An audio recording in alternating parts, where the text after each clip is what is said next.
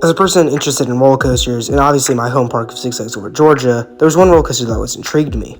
Six Flags Over Georgia has had a large catalog of old and defunct roller coasters that no longer exist with us today. One of them being Kid Fosh Cosmic Coaster. Yes, I am still very pissed about that. But nothing intrigued me as much as Z-Force did. This ride being the only infinite space diver ever built today. So today I wanted to give a full technical analysis on this roller coaster and why it failed. Just hearing that out loud makes me sound so nerdy, I just can't even. But anyways, I don't want to make this intro last forever, and let's just get right on into the video.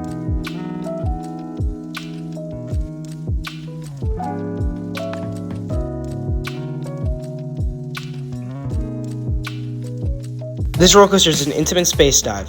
An intimate space diver is known for its tight hairpin turns. When Z-Force was operating, it was the world's only hairpin drop roller coaster. The layout consisted of 6 head-over-heel dives, 540-degree upward spiral. It was the only space diver coaster to be ever built. This was for good reason, too. Space divers were known for their uncomfortable ride experience, janky churns, and overall shake and roughness. The only real true and obvious plus about Z-Force is it was all packed into a relatively small area, which allowed parks to have a major thrilling roller coaster in a small plot of land. The attraction being 1,900 feet long and reaching a max speed of 35 miles per hour and 3 Gs during its 1.5 minute ride experience. The ride was part of the Six Flags Ride Rotation program. This is a system in which Six Flags would move around small portable roller coasters to different parks every 3 to 5 years to claim a new attraction. This often led to these attractions getting rougher and rougher due to the fact that they were often built up, tore down, and moved somewhere else. Other notable attractions now included the defunct system with the Sarajevo bobsleds and Shockwave, which is also known as Batman the Escape. Now, by looking at the trains and track for this attraction, you'd probably believe it was manufactured by Bolliger & Mabillard, B&M for short, but you'd be mistaken.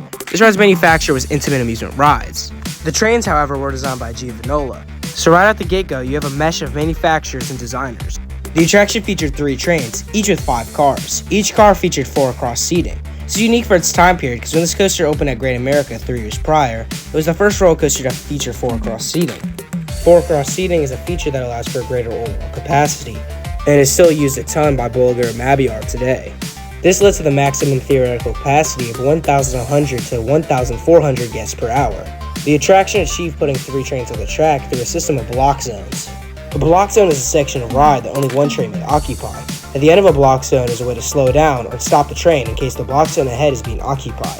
It's a safety system that prevents roller coaster trains from colliding with one another. Z-Force would pull out of its original block, the station block, and begins to head up the chain lift. After dropping off the chain lift, it would hit block 1, right before the first hairpin drop.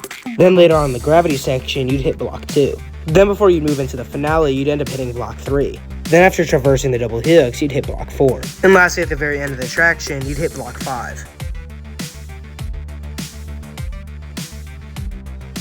The reason this attraction isn't around today is mainly due to its poor performance in almost all of its parks. It was poorly received at Z-Force at Six Flags Great America, poorly received at Z-Force at Six Flags Over Georgia, and poorly received as Flashback at Six Flags Magic Mountain.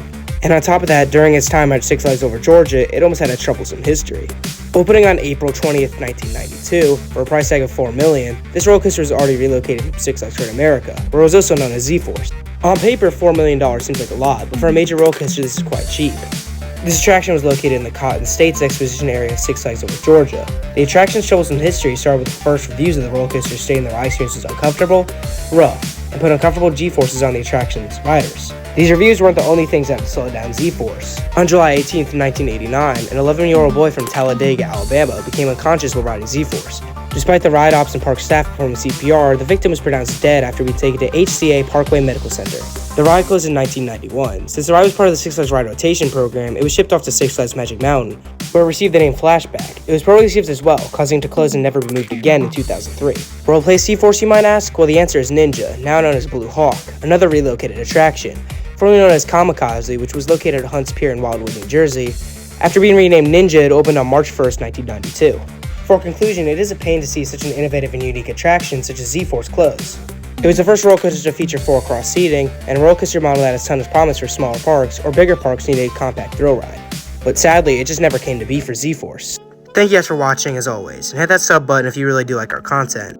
Tell me if you want to see more technical analysis videos, which I already have in the making.